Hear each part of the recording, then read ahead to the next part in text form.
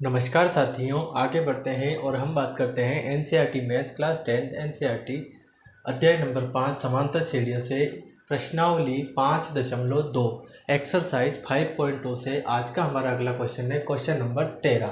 Question number 13 आपको कुछ इस प्रकार दिया है, 3 अंकों वाली कितनी संख्याएं 7 से विभाज्य है। क्या पूछा है, 3 अंकों वाली कितनी संख्याएं जो है वो 7 से विभाज्य है। तो यहाँ पे आपको ये बताना है कि 3 अंकों की कितनी संख्याएं 7 से विभाज्य। तो बात करते हैं 3 अंकों की संख्याएं। तो ऐसी संख्याएं जो 3 अंकों की होती है कौन कौन सी होती है। तो जैसे हम बात करते हैं 100 से स्टार्ट होती है और 99 पे फिनिश होती है। अब ये तो हमें पता चल गया 3 अंकों की ये संख्याएं होती है, लेकिन वो संख्याएं कौन सी है जो 7 से विभाज्य हो, मतलब जो 7 के पहाड़े में आ रही हो। तो 100 के बाद होता है 101, फिर होता है 102, फिर 103, फिर 104, 105, 106, 107। इस टाइप से हम कहाँ पहुँच जाते हैं 999 तक। अब हम देखते हैं क्या ये सभी 7 से विभाज्य है। तो हम बात कर लेते हैं यहाँ पे 7 एकम 7, 7 एकम 7, 3 बचेगा 30 हो जाएगा, ये तो 7 से विभाज्य नहीं है। फिर 7 एकम 7, 3 बचेगा 31 हो जाएगा, ये भी नहीं है। 32 हो जाएगा, नहीं है। 33 हो जाएगा, नहीं है। 34 नहीं है। इसमें देख लेते हैं 7 एकम 7, 7 एकम 7, 3 बचा 35, 7 पंजे 35। पहली संख्या हमें कौन सी मिली है। तो पहली संख्या हमें मिली है 105, जो कि 7 से विभाज्य है। तो एपी में हमारा पहला पद तो हमने लिख दिया 105। अब अगली कौन सी संख्या आएगी जो 7 से विभाज्य है।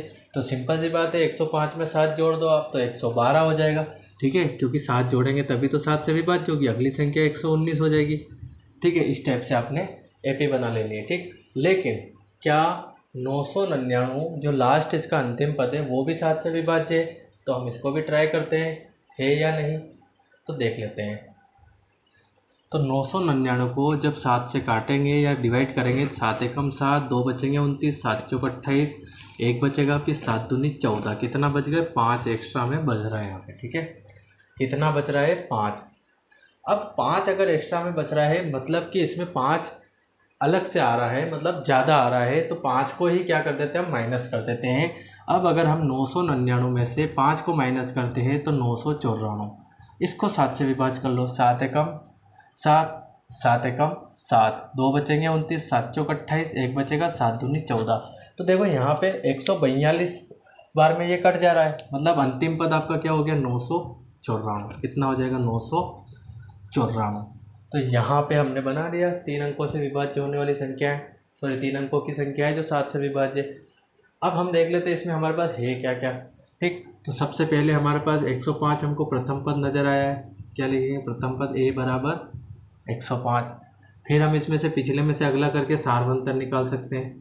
ठीक है, सारवंतर d बराबर a2 minus a1, a2 minus a1 मतलब 112 माइनस 105। ठीक है, क्योंकि इसमें a2 ये है, a1 ये है, तो a1 a2 a3 इस टाइप से चलना है। तो पिछले में से अगला पद माइनस करेंगे तो हमको d मिल जाएगा यहाँ पे।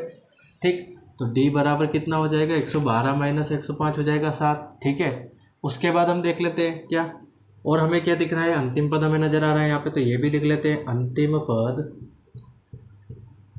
an बराबर कितना हो जाएगा 994।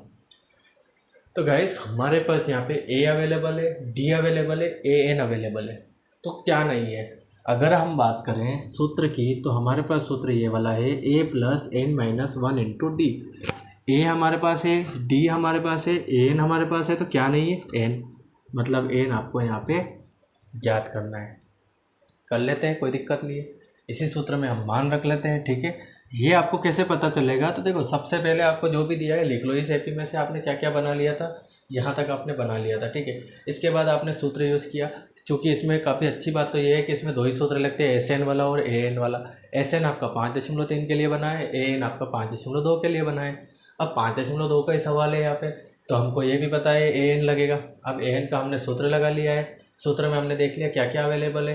तो 1 2 3 हमारे पास अवेलेबल थे, लेकिन इसका मान अवेलेबल नहीं था, मतलब यही हमें फाइंड करना है। ठीक, तो यहाँ पे आप सूत्र में मान रखते थे ए एन कितना हो जाएगा 994, ए कितना हो जाएगा 105, फिर n माइनस 1 इंटू डी कितना हो जाएगा, तो डी हो जाएगा 7। कितना हो जाएगा 7।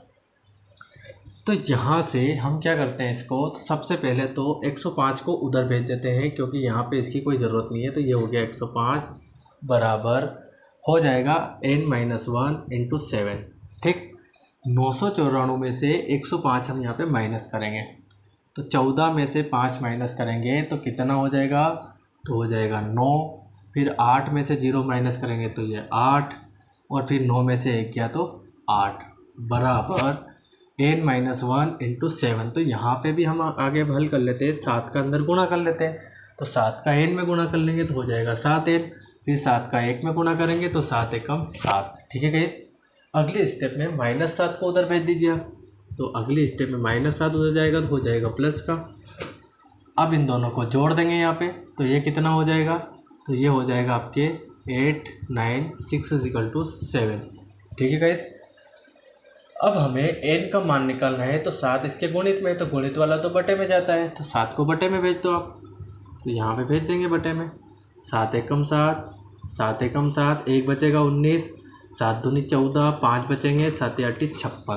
तो n का मान कितना आया है, n का मान आया है 128। तो हम लिख सकते हैं अतः, क्या लिख देंगे, अतः 3 अंकों की, या लिखेंगे 7 से विभाज्य होने वाली 3 अंकों की संख्याएं कितनी हो जाएगी, तो 3 अंकों की संख्याएं कितनी हो जाएगी, 128 है, और यही आपका फाइनल आंसर है। ठीक है गाइस, आई थिंक आपको पूरा सवाल समझ में आया है, और अगर फिर भी कोई डाउट है तो आप मुझे कमेंट कर सकते हैं। बाकी काफ़ी इजी क्वेश्चन है, आराम से आप नोट करिए, समझ लीजिए। ठीक है, नोट करिए।